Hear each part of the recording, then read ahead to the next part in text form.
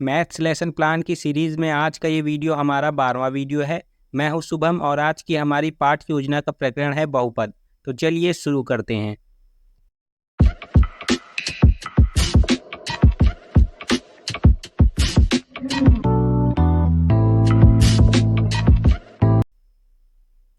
पाठ्य योजना बनाने के लिए सबसे पहले हम दिनांक डालेंगे, विषय डालेंगे, उपविषय डालेंगे, प्रकरण डालेंगे। विषय में हमारा गणित है, उपविषय में हमारा बीजगणित है, प्रकरण में हमारा बहुपद है। उसके बाद हम कक्षा डालेंगे, चक्र यानी पीरियड डालेंगे, अवधि यानी पीरियड का समय डालेंगे। उसके बाद अगली हेडिंग हम डालेंगे शिक्षण प्रशिक्षण केंद्र। शिक्षण प्रशिक्षण केंद्र में हम अपने विद्यालय का नाम डालेंगे जहाँ ये पाठ्य योजना हम पढ़ाएंगे। उसके बाद चलिए हम आगे चलते हैं। उसके बाद हम 2 कॉलम बनाएंगे। पहला कॉलम हमारा रहेगा शिक्षण लक्ष्य का, दूसरा रहेगा विशिष्ट उद्देश्य का। शिक्षण लक्ष्य में पहला है हमारा ज्ञानात्मक, छात्र बहुपद के बारे में प्रत्यय स्मरण कर सकेंगे, छात्र बहुपद के बारे में प्रत्यय विज्ञान कर सकेंगे। अगला है हमारा बोधात्मक, छात्र बहुपद के बारे में विभिन्न उदाहरण दे सकेंगे, छात्र बहुपद का सामान्यीकरण कर सकेंगे। अगला है हमारा अनुप्रयोगात्मक, छात्र बहुपद को विश्लेषित कर सकेंगे, छात्र बहुपद को सुनिश्चित कर सकेंगे। अगला है हमारा कौशलात्मक, छात्र बहुपद के ज्ञान को प्राप्त कर सकेंगे, छात्र बहुपद की उपयोगिता का संपादन कर सकेंगे। चलिए अब हम आगे चलते हैं। कौशलात्मक के बाद अगला है हमारा रुचियात्मक, छात्र बहुपद के बारे में रुचि लेंगे, छात्र बहुपद के विषय में जानकारी प्राप्त करेंगे। अगला है हमारा अभिवृत्त्यात्मक, छात्र बहुपद के विषय में भावना प्रकट करेंगे, छात्र बहुपद की दृष्टि से मूल्यांकन करेंगे। उसके बाद अगली हेडिंग हम डालेंगे सहायक सामग्री की। विभिन्न प्रकार के बहुपद के नियमों को प्रदर्शित करता चार्ट।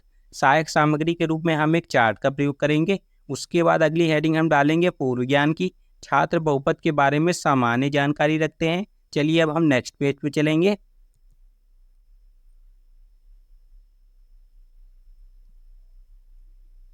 नेक्स्ट पेज में 2 पेजेस का यूज़ करके हम 7 कॉलम्स बनाएंगे। पहला कॉलम हमारा रहेगा शिक्षण बिंदु का, दूसरा रहेगा छात्रों में अपेक्षित व्यवहारगत परिवर्तन, तीसरा रहेगा छात्राध्यापक या छात्राध्यापक क्रियाएं, चौथा रहेगा छात्र छात्रा क्रियाएं, पांचवा रहेगा शिक्षण विधि प्रविधि, छठवां रहेगा सहायक सामग्री, सातवां रहेगा श्यामपट्ट सारांश। उसके बाद चलिए हम अपने पहले शिक्षण बिंदु पे चलेंगे। हमारा पहला शिक्षण बिंदु है पूर्व ज्ञान के लिए। इसमें हमारा ज्ञानात्मक उद्देश्य रहेगा। उसके बाद बच्चों से हम प्रस्तावना प्रश्न पूछेंगे। छात्राध्यापक छात्रों से निम्न प्रश्न पूछेंगे। 20y में 20 व y क्या है? छात्र बताएंगे 20 अचर है, y चर है। अगला प्रश्न पूछेंगे चर और अचर मिलकर क्या बनाते हैं? छात्र बताएंगे समीकरण बनाते हैं। अगला प्रश्न पूछेंगे समीकरण जिसमें बहुत से पद हों क्या कहलाता है? छात्र इसमें मौन हो जाएंगे, यही हमारा समस्यात्मक प्रश्न हो जाएगा। ये विधि हमारी प्रश्नोत्तर विधि हो जाएगी। उसके बाद हम अगली हेडिंग डालेंगे उद्देश्य कथन। बच्चों आज हम बहुपद के बारे में विस्तार पूर्वक अध्ययन करेंगे। उसके बाद हम डालेंगे प्रस्तुतिकरण। छात्राध्यापक छात्रों से निम्न प्रश्न पूछेंगे। उसके बाद हम बच्चों से विकासात्मक प्रश्न पूछेंगे। x² - 20x कितने पदों वाला समीकरण है? छात्र बताएंगे 2 पदों वाला समीकरण है। अगला प्रश्न पूछेंगे बहुपद का परिचय बताइए। छात्र इसमें मौन हो जाएंगे, ये हमारा समस्यात्मक प्रश्न हो जाएगा। ये विधि हमारी प्रश्नोत्तर विधि हो जाएगी। उसके बाद चलिए हम आगे चलेंगे। अगला हमारा शिक्षण बिंदु है बहुपद का परिचय। इसमें हमारा ज्ञानात्मक उद्देश्य रहेगा। उसके बाद हम छात्राध्यापक कथन में बच्चों को सबसे पहले बहुपद का परिचय देंगे।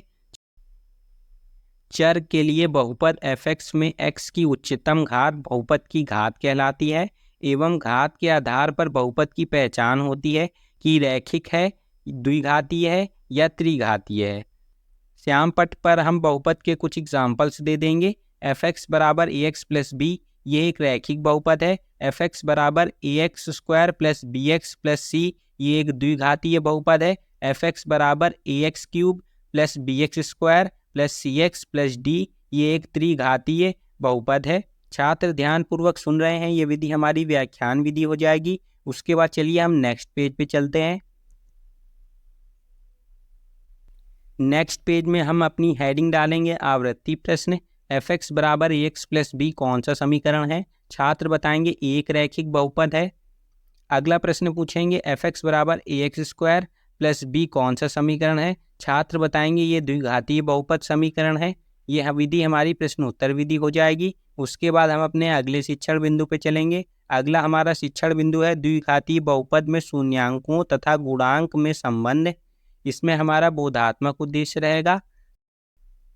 छात्राध्यापक कथन में हम छात्रों को द्विघातीय बहुपद में शून्यांकों तथा गुणांक के मध्य संबंध बताएंगे।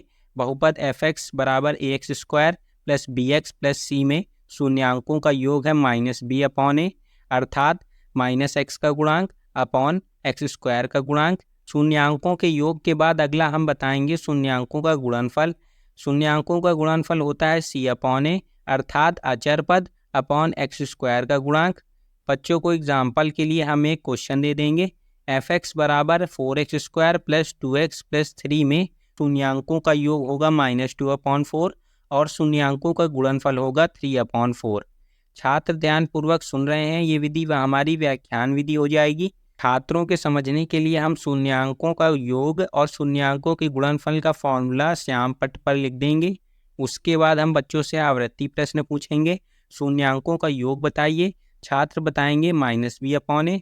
उसके बाद अगला प्रश्न पूछेंगे शून्यांकों का गुणनफल बताइए, छात्र बताएंगे c/a।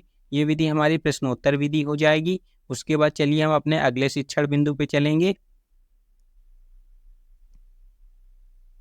अगला हमारा शिक्षण बिंदु है गुणनखंड विधि द्वारा द्विघातीय समीकरण का हल। इसमें हमारा रुचियात्मक उद्देश्य रहेगा। छात्राध्यापक कथन में हम बच्चों को श्याम पट्ट पर पहले बताएंगे लिखकर द्विघातीय समीकरण हल करने का मानक रूप f(x) बराबर 0 होता है।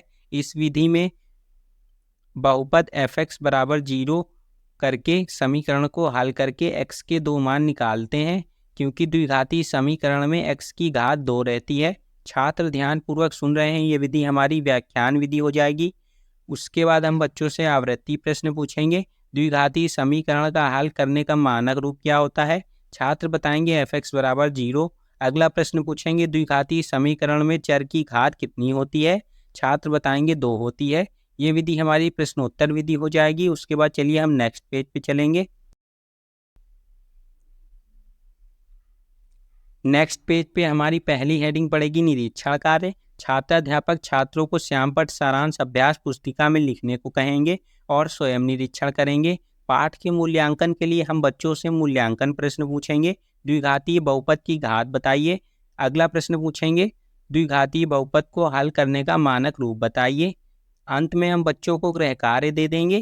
गृह कार्य के लिए हम बच्चों को 2 प्रश्न दे देंगे। पहला प्रश्न शून्यांक का योगफल लिखिए। अगला प्रश्न शून्यांकों का गुणनफल लिखिए।